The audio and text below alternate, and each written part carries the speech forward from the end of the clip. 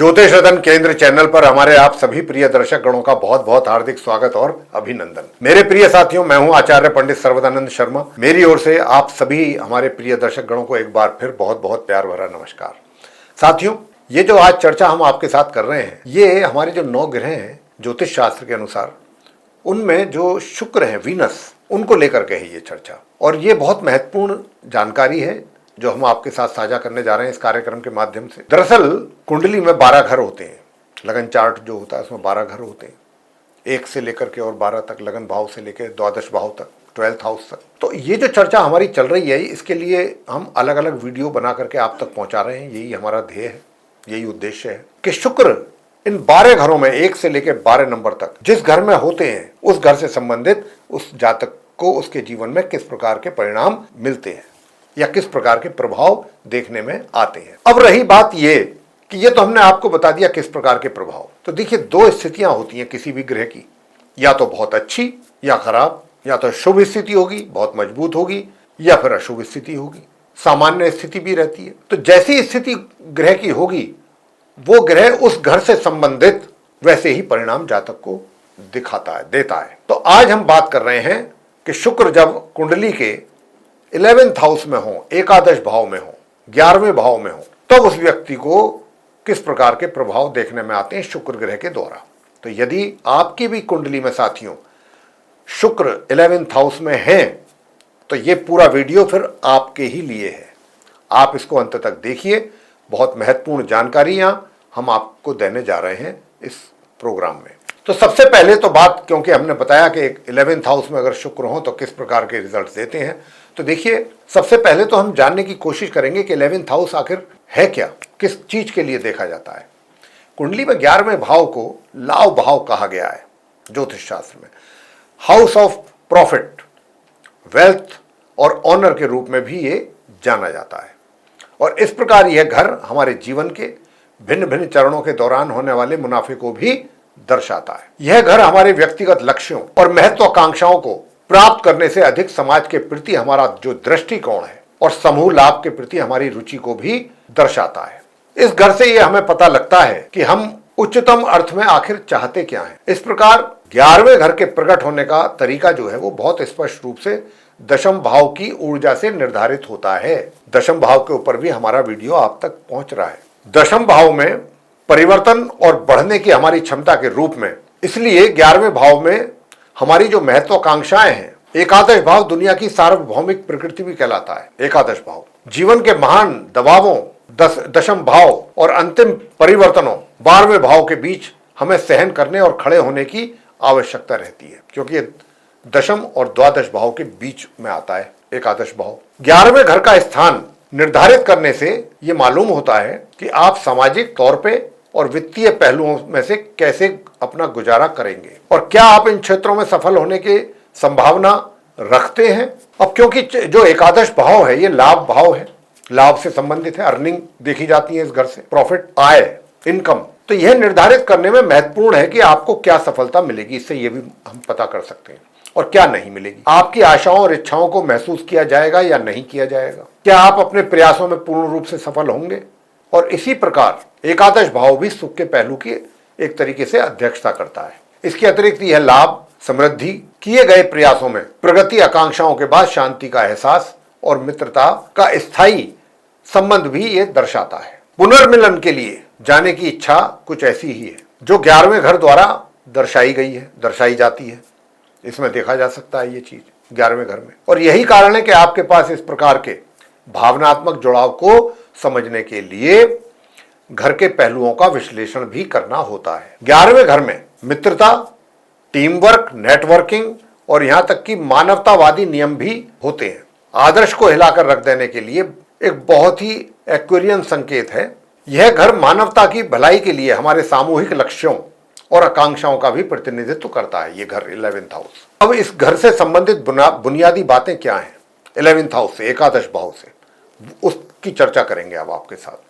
ये तो हमने मोटे तौर पे आपको ये बताया है अभी तक इस चर्चा में कि 11th हाउस जो होता है कुंडली का 11वां भाव, आखिरकार इससे हम क्या देखते हैं, क्या देख सकते हैं, किन चीजों का पता लगा सकते हैं, जिसमें कि मुख्य तौर पे तो सबसे पहले हमने कहा कि लाभ, इनकम, आपकी आय। और भी बहुत चीजें देखी जाती हैं, लेकिन मुख्य रूप से यही देखी जाती है। बाकी जो हमने अभी चर्चा के दौरान आपसे बात की है, अब हम जा रहे हैं कि बुनियादी बातें क्या हैं इस घर से संबंधित, उस पर आएंगे। उसके बाद फिर आपको बताएंगे कि जब इस घर में शुक्र होते हैं तो उनके किस प्रकार के प्रभाव देखने में आते हैं। तो सबसे पहले बुनियादी बातों में हम यही बताएंगे कि ये 11वां जो घर है, 11th हाउस, इसका वैदिक नाम क्या है?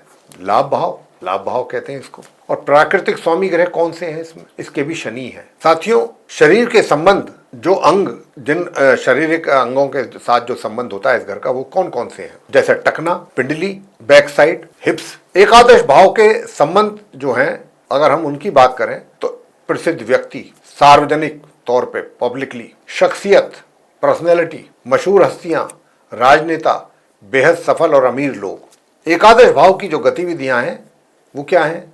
जीतना, जमा करना, लोगों के बड़े समूहों को प्रभावित और दुनिया को बचाना प्रभावित करते हुए, ये इस तरीके की गतिविधियां भी इसी घर से देखी जाती हैं व्यक्ति के। उसके व्यक्तिगत गुण और स्वभाव क्या होते हैं? आकर्षक व्यक्तित्व होता है। कब होता है? जब शुक्र जो है 11th हाउस में होते हैं। और जितनी अच्छी पोजीशन में होंगे उतने ही, जितनी भी चीजें अभी हमने 11वें घर से संबंधित आपको बताई हैं, उतने ही उन चीजों में बढ़ोतरी होगी, शुभ परिणामों में। और जितनी इस अवस्था कमजोर होगी शुक्र की 11वें भाव में, उतने ही परिणाम जो है वो निगेटिव आएंगे।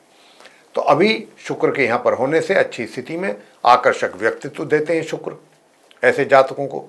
और यह व्यक्ति जो है आकर्षक, सुंदर और अच्छे स्वभाव वाले होते हैं। इनका स्वभाव भी बहुत अच्छा होता है, जो दूसरों को आसानी से अपना बना लेते हैं। ये लोग काफी लिबरल होते हैं और धार्मिक भी होते हैं, और अच्छे कर्मों पर इनका ध्यान ज्यादा होता है करने पर। कला में भी विशेष रुचि रखते हैं, कलात्मक रुचि होती है इनकी, जैसे कि नृत्य, जैसे कि संगीत, गायन और कलाकारी जैसे क्षेत्रों में इनकी बहुत अत्यधिक रुचि रखते हैं ये। इनका स्वभाव काफी मिलनसार होता है और समाज में इनकी अच्छी पहचान भी होती है। ये अच्छे दोस्त साबित होते हैं, मित्रों का भी सहयोग इनको मिलता है और ये भी मित्रों को पूरा सहयोग देते हैं। मित्रता इनकी दिन पर दिन बढ़ती जाती है और अच्छे मित्र होते हैं इनकी मित्र मंडली में। अब बात करते हैं धन की, इनकम की। आर्थिक तौर पे ये संपन्न होते हैं जब शुक्र इनके 11th हाउस में अच्छी पोजीशन में होते हैं। व्यक्ति आर्थिक रूप से तो संपन्न होता ही है और जीवन में कई सुखों का आनंद भरपूर तरीके से लेता है। अब आगे बात करते हैं आपसे इनके धन के स्रोतों को लेकर, रिसोर्सेस, इनकम के रिसोर्सेस क्या होते हैं। तो ऐसे जो जातक हैं जिनके 11th हाउस में शुक्र अच्छी पोजीशन में रहते हैं, उनकी जो आय है, उनकी जो इनकम है, उनका जो लाभ है धन का, वो अलग अलग कई रिसोर्सेस के थ्रू भी संभव होता है। इनके पास एक से अधिक स्रोत धन कमाने के होते हैं।